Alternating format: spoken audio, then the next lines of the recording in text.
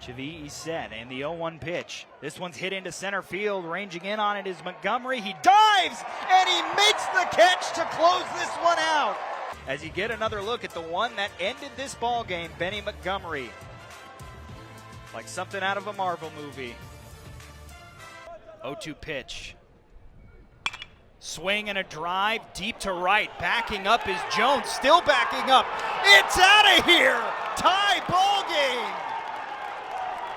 Matthew Soroy, 0 for 3 with 3 strikeouts. None of that matters now.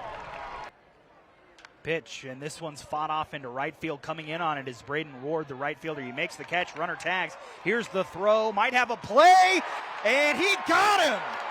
Braden Ward with one heck of a throw from right field. The former Husky gets Spokane out of this inning.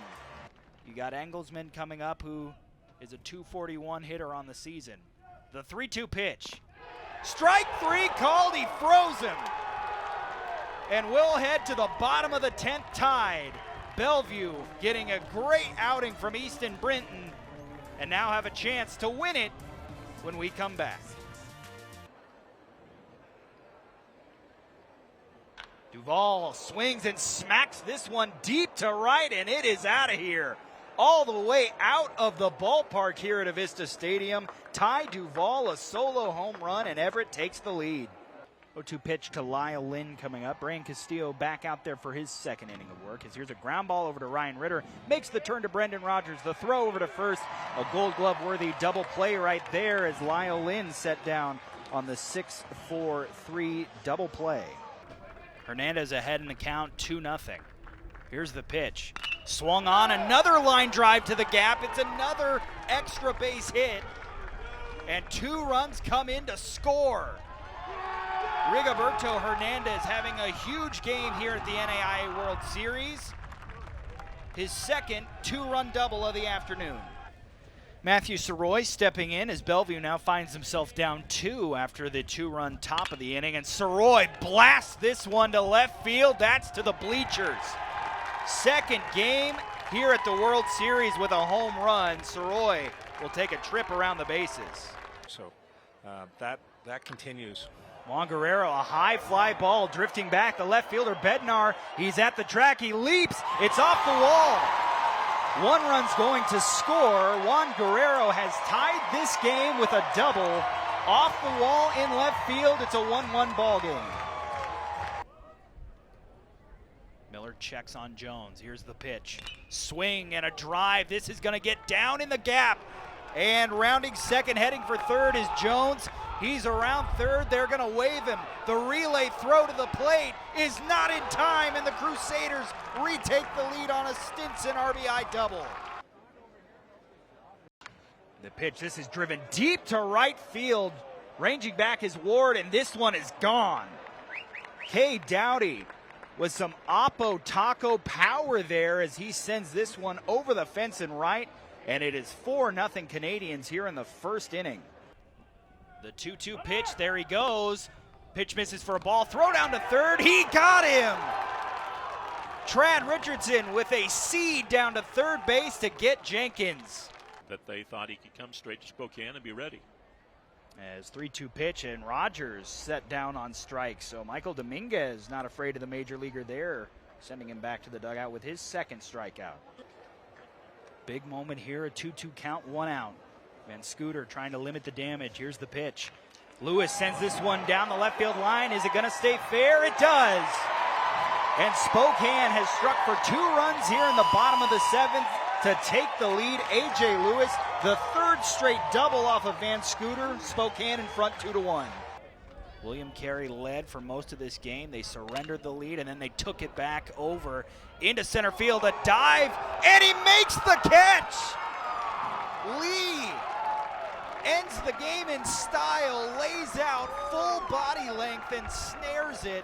William Carey gets the 6-4 win. Here's the 0-1 pitch. Swung on, and this comes back and hits Brinton. He gets to the ball, throws it over to first in time, and now we'll see if he's all right. You look at the Big right-hander Jaden Hill as he will face Randy Bednar here with one out, nobody on. And here's a hard hit ball. Diving stop by Nick Kent. He throws from his knees and gets the out. Nice play out there by Nick Kent. Full count. Nobody on, 2 outs here in the bottom of the 9th. Kelly looking to slam the door. The pitch, and this is fought off. It's drifting back, but making the play is McCarty, and that will do it. Vancouver gets 4 runs in the first inning and rides that all the way to a 4-2 win over Spokane here at Avista Stadium. The 1-2 pitch. Swung on and missed. Hogan Windish retired via the divine strikeout. Wesleyan protecting a 2-run lead. Swung on, popped up. Ranging back is Engelsman. And he makes the catch, and that is the ball game. It took 11 innings, but Indiana Wesleyan has their first ever win at the NAIA World Series in their first trip to Lewiston. Sunny and hot here at Avista Stadium tonight as we're ready for Northwest League Baseball right here on SWX. Tonight, the Indians hosting the Everett Aqua Sox, the affiliate of the Seattle Mariners. Spokane, of course, the affiliate of the Colorado Rockies. Hi, everybody. Austin Getz, joined by my broadcast partner, Chris King, tonight. Chris, a couple of teams that have played a pretty good series, 2 wins apiece. Yes, so far it has been a very intriguing series. Last night there was some late drama. We'll see what we have in store for us here tonight. Let's get to the pitching matchups tonight, which are brought to you by Bulldog Rooter. Got a clog? Call the dog. Chris, I'll hand it over to you. A couple of pitchers trending in different directions this season. Starting with the Aqua Sox, Reed Van Scooter has been one of the top starters in the Northwest League this season. 3rd in the league in ERA, 1st in strikeouts with 90, also 1st in games started, and 1st in innings pitched. So the Aqua Sox know they're turning to a guy who's been very consistent for them this year. For the Spokane Indians, Jaden Hill, the number 9 prospect according to MLB.com for the Colorado Rockies. So far, he's trying to find that consistency. We'll see if tonight's the night. It would be a nice night to do it here on TV. Let's get you to your injury report, which is brought to you by Multicare. We're here for you. Visit us at multicare.org. 2 players on the Indians and 4 on the Aqua Sox, all hitting the 7-day injured list. Adiel Amador, the top prospect in the Rockies organization, on the DL, or the IL, I should say, and Tyler Ross as well. For Everett, Joaquin Cabrera, top prospect, also joined by Tyler Locklear, who's had a great season at third base. Reed Morgan and Charlie Welch also on that injury report. And keep this in mind, there will be no Harry Ford tonight for the Aqua Sox, the top prospect in the Mariners organization. He is at the Futures game, which happens tomorrow at T-Mobile Park in Seattle as we're getting ready for the All-Star break. Last series before the All-Star break, these guys get some days off. And Chris, let's get to our Pepsi keys to the game. They're brought to you by Pepsi. That's what I like. Starting off with avoiding the big inning. As you look at last night's game, it was a 2-2 tie going into the 9th, and Everett scores 6 runs. In 3 of the 4 games this series, the Indians have given up 5 or more runs in a single inning. So can Spokane avoid that inning that really sends things in the wrong direction for them? And our second key, take advantage of opportunities. This has been a tight series so far. 2 of the losses for the Indians have been by 2 runs, and they've left 27 runners left on base so far in this series. Can they capitalize more when they get guys on base? Of course, combine that with some strong pitching, and we'll ultimately see what the outcome is tonight. We'll find out. This has been the Spokane Indians On Deck Show. Stay tuned for tonight's game featuring the Everett Aqua Sox against the Spokane Indians. It's coming up next on SWX.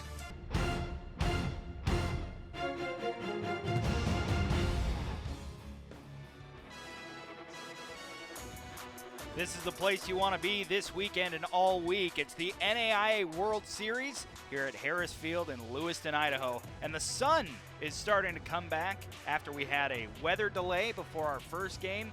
Sun's starting to peek through the clouds. And we have Indiana Wesleyan, the Wildcats, against the Bellevue Bruins here on the losers bracket side. Hi, everybody. Bert Sahlberg, Austin Getz joining you on the broadcast today. Bert, it feels like every game at the NAIA World Series is a must-win. All these teams want to run the table, but once you lose that first game and you're 1 game from elimination, it really turns up the heat. Yeah, it really does. I mean, it's really critical to now just get on the winning track because it's a long road to that title of winning 5 straight games. Absolutely. Revisiting the action yesterday, there you see the Bellevue Bruins. They had a really nice showing against William Carey. They did come back to tie the game in the 8th inning, but lost the lead and would fall to the Crusaders. On the other side, Indiana Wesleyan was just on the wrong side of a really good LCSC performance last night in the late game. They lost 12-4, so now both these teams, a win, you keep going on, but one loss from here to the end of the tournament, it's time to go home, and I think that really changes the mentality you see of these teams. The hunger really starts to show. Well, what you see and what you want to see from Indiana Wesleyan, okay, it's your first time here, and sometimes, hey, you're not expected to get here, you're not expected to do well, things like that, so you consider everything's just kind of gravy. So you're here, great, gravy, but it's a learning experience as well. I mean, as you're playing in these tournaments, you're learning, okay, this is what it takes to get here, this is what it's like to come here and absorb all this and all the things that are going on, and you're hoping to get a win, so you get a little taste of success. So the next time when you come back here, hey, we know what it takes, kind of thing. You don't want to go home in 0-2. If you're Bellevue, you haven't been. You came here last year, and you've got a kind of a proud tradition. 16 trips to the series. I think you have higher expectations than going 0-2. So I think their expectations and what Indiana Wesleyan's expectations are a little bit different. But yeah, both of them are certainly going for the win today. Stakes couldn't be higher. We'll take a break and come back. First pitch right around the corner. Bellevue and Indiana Wesleyan here at the NAIA World Series. Coors Light postgame show is brought to you by Frost Brewed Coors Light, keeping Spokane chill. It's a 3-1 win and a bunch of happy Spokane Indians fans as they come from behind and win this game late. Right now we're joined by the manager of the Spokane Indians, Robinson Cancel. Skip, what can you say about your pitching staff tonight to keep that game where it was for so long? Hey, first of all, this is our first win on TV this year. Congratulations. Thanks. Our pitching kept us in the game. I mean, 1-0 game, and we got our big inning, and we got it done. Yeah, tell me about that 7th inning. Kent comes up and gets a double. Juan follows it with a double. AJ follows it with a double. To have 3 good at-bats like that to get you guys in front, how big was that? Our team, when somebody's going, everybody follows. So I was waiting for that moment. I know at some point during the game I said we're going to get going at some point. We've been quiet all game long. So at some point we're going to get him, and that was a big inning. I know you'll take the final out any way you can get it for a victory, but that was a pretty fun way to end the game. How about that catch from Benny Montgomery for the final out of this one? Oh, yeah, that was an awesome catch. He's been doing it all year. He made some good plays for us all year long, and that was an exception.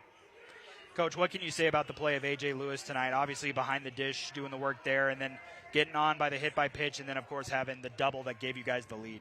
Yeah, I mean, A.J., he's been a role player. He's playing everywhere, first, third, second, catch, and he's been doing a good job all around. And, he's putting good at-bats, and then he's earning himself in the lineup. And just one other thought, talking about good at-bats, taking the lead was huge in the 7th, but also getting that 3rd run, getting that extra little bit of cushion to take the 2-run lead, awfully important. Ryan Ritter, a relative newcomer to the team, got that 2-out RBI single. What has he brought to the team? I know had a lot of success in Fresno. Yeah, he's a young prospect, and he knows how to play the game. He can play defense. He got some pop, and he got a big hit for us with 2 outs. That's a huge right there. And, he's adapting to the league, and I think he's adapting well. Skip, thank you so much for your time. Enjoy this one with the guys. Thank you. That's manager Robinson Cancel. Take a break and come back and meet our player of the game. That's coming up after this.